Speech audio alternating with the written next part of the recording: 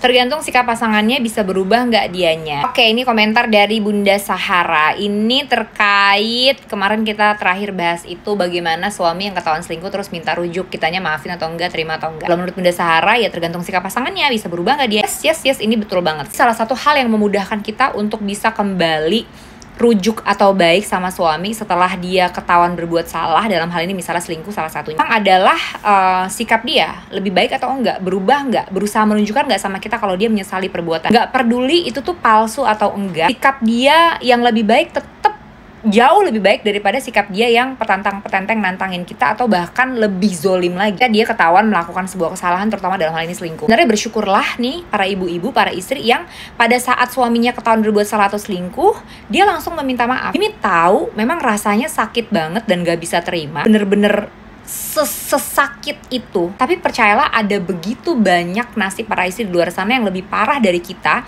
yang ketika suami ketahuan selingkuh dia buru-buru minta maaf. Ada banyak banget suami di luar sana yang begitu ketahuan malah menantangin. Iya emang bener, lu terus mau apa, mau cerai? Atau kalau nggak nantangin malah dia semakin buka-bukaan, ya maafin ya aku beneran selingkuh tapi aku cinta banget sama dia. Atau dia nggak ngaku tapi terus malah jadi makin jahat sama kita, jadi KDRT, jadi mulutnya jadi ngata-ngatain, dan berbagai macam sikap-sikap yang buruk dari suami di luar sana. Jadi menurut Mimi, sekarang nih ibu-ibu yang lagi ada di situasi seperti ini ya, suami ketahuan berbuat salah atau selingkuh terus dia minta maaf, bersyukurlah. Walaupun kita nggak harus langsung nunjukin di depan suami ya, tapi seperti yang Mimi udah pernah bilang, bahkan dalam ujian sesulit apapun sekalipun, kita harus berusaha mencari hal yang bisa kita syukuri, supaya apa? Supaya hati kita tetap bisa damai, supaya kita tetap bisa bahagia, supaya kita tetap bisa berfungsi maksimal bahkan dalam ujian berat sekalipun. Dan salah satu hal yang bisa kita syukuri ketika suami ketahuan selingkuh, walaupun Mimi tahu itu anjay banget ya, tapi kita patut bersyukur ketika suami kita itu masih memohon-mohon dan meminta-minta maaf. Jangan jadikan ini sebagai senjata untuk kita menginjak-injak dia, menzolimi dia, menghina-hina dia. Apalagi kalau sebenarnya arah dan tujuan hidup kita adalah bukan untuk perceraian. Kalau keinginan dan cita-cita impian kita adalah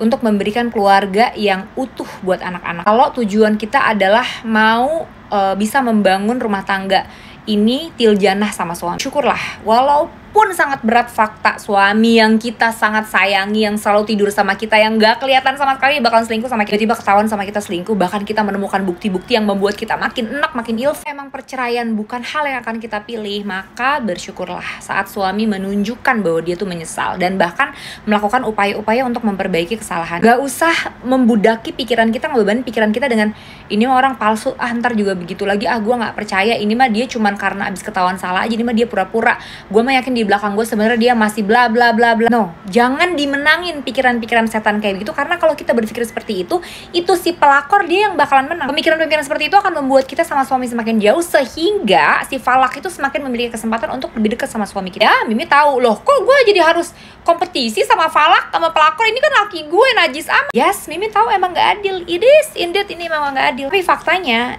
emang ini yang harus kita lakukan. Pada akhirnya ketika suami itu udah ketahuan berselingkuh, punya perempuan lain, bahkan sepertinya hubungan ini adalah hubungan yang serius, mau nggak mau kita harus pakai strategi kalau kita mau bisa mempertahankan rumah tangga kita, mempertahankan suami kita, dan mendapatkan suami kita kembali. Bukan berarti kita kalah ataupun kita lemah, tapi confirm kita tahu apa tujuan kita. Kita udah tahu apa yang kita mau, kita tahu apa yang kita butuhin, dan kita adalah seorang ibu, kita adalah seorang wanita dewasa, kita adalah seorang perempuan. Perempuan itu udah diberkati sama yang namanya itulah kita. Kenapa kita disebut superwoman? Karena kita punya kekuatan kayak begitu. Mungkin kalau laki-laki nggak akan punya kekuatan kayak begitu. Pada akhirnya kita pasti kuat kok. Pada akhirnya kita pasti bisa. Apalagi kalau berpisah atau bercerai itu memang nggak pernah ada di agenda kehidupan kita.